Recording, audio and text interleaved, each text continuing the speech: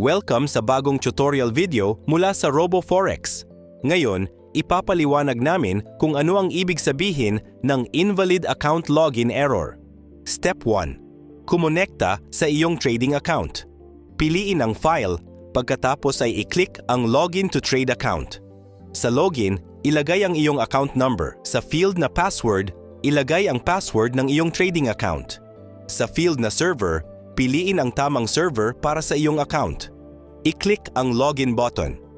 Makikita natin na lumabas ang mensahe na invalid account sa kanang ibabang bahagi ng screen. Step 2. Una, siguraduhing tama ang napiling server. Makikita mo ang server details sa My Accounts page ng Members area o sa email na natanggap mo pagkatapos magbukas ng account. Pwede mong hanapin ito gamit ang account number sa search bar ng iyong email inbox.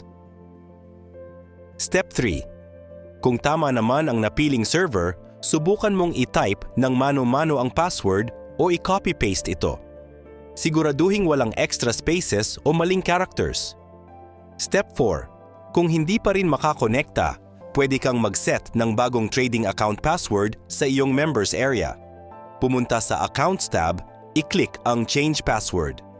Siguraduhing tama ang napiling account number sa right sidebar ng site.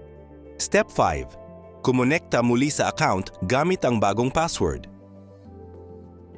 Salamat sa pagpili sa RoboForex